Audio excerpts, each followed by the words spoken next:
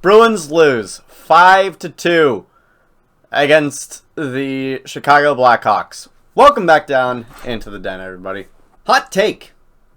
And this might not actually be a hot take. The Bruins were the better team in this game. They were the better team for about 58 and a half minutes throughout this game. There was definitely a moment that was...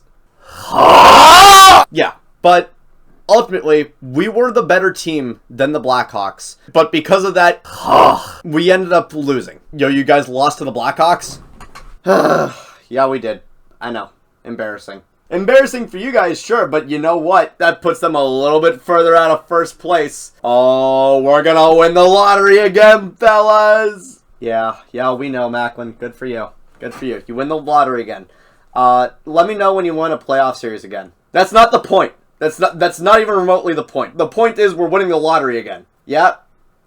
Are you gonna get Gavin McKenna from this? Wrong year, idiot. I know you want Gavin McKenna. Yeah, I do. That's why we're gonna tank again next year. All these good prospects, and you're just gonna relegate them to tanking? When are you gonna actually put it all together? Look, just one more good prospect. Keep telling yourself that. Hey! But before we get into this game, we gotta go over the end of season awards for the Bruins. There were a couple of them, and they went to players that absolutely deserved them. Here are the team award winners. For the Johnny Busick Award for Charity and Community, it ended up being Parker Wotherspoon.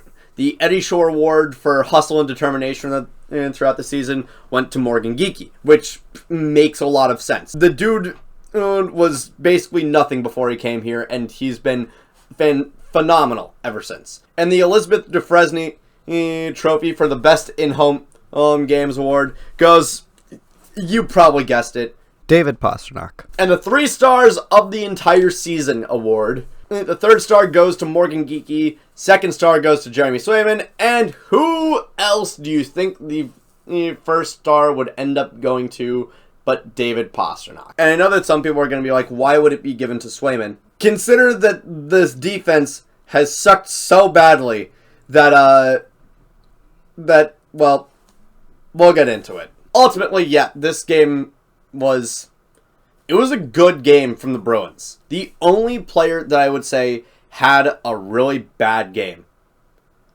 was Lohrei. Lohrei had probably one of his worst games. Just getting completely posterized by Nick Foligno on that first goal from Chicago.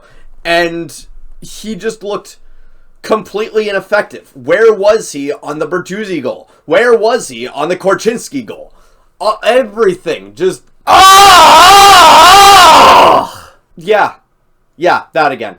But one thing that I am very excited about with this game kind of put on full display just how good Pastrnak has been. And everybody talks about how, oh yeah, Pastrnak is good. Pastrnak is great. This isn't just about how Pastrnak is good. Whenever people talk about Pastrnak being good, they talk about it in the context of being a goal scorer. I think that this game, and frankly, a good chunk of this season in general, has showcased that David Pastrnak has evolved from being one of the best pure goal scorers in the league to one of the best playmakers in the whole league. Previously, we understood that he was going to be the guy who would always have more goals than assists, and it would likely keep him out of 100 points for a while.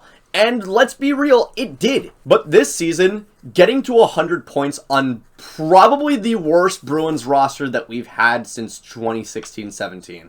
Getting to 100 points on this, the jump in maturity, the jump in playmaking, the jump in leadership, the jump in everything that David Pastrnak has made has all but locked in for me that he is my pick for Bruins captain. And I know that there were a lot of people thinking that it was going to be McAvoy, and I still wouldn't mind it being McAvoy. I just think that right now, David Pastrnak has shown exactly what it takes to be a captain. And he showcases some fantastic play in this game. By the way, the young guys contribute a decent amount in this game too. Minton is throwing the body around amazingly. Lysell, if he got a little bit better puck luck, he probably would have had a couple in this game.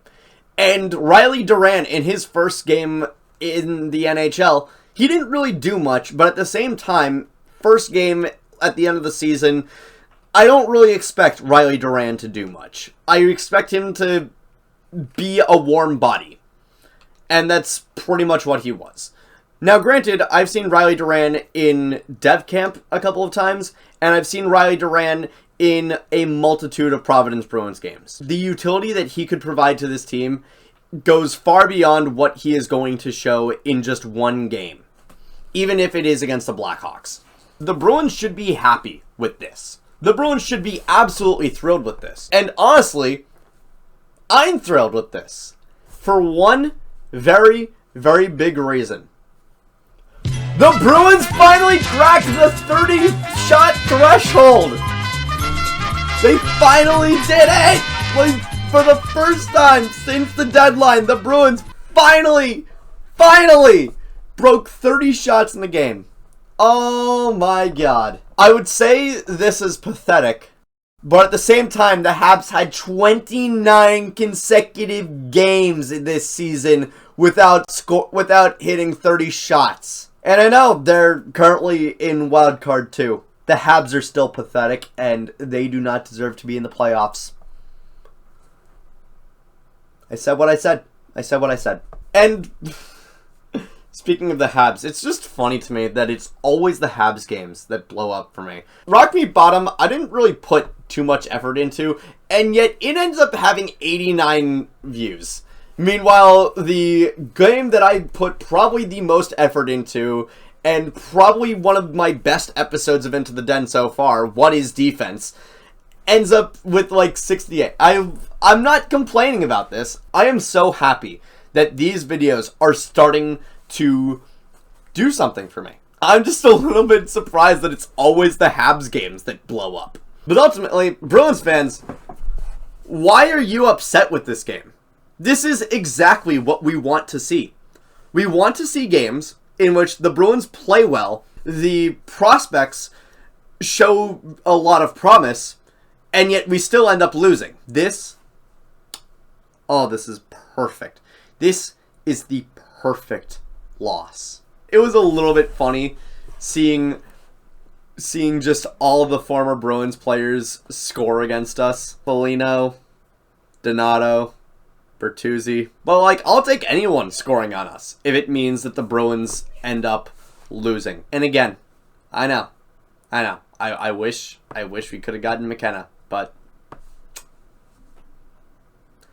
if we end up jumping up to 1 or 2, I am so happy with Michael Misa. And if we stay at 4, Higgins or Frondell, or we could just trade back and get and have Donnie get his guy Roger McQueen. Again, I wish that the end prize was Gavin McKenna, but you play with the hand that you're dealt. And the Bruins are playing it pretty well. And that is going to be it for me tonight. Thank you all so much for watching. I'll see you guys in the next one. Take care.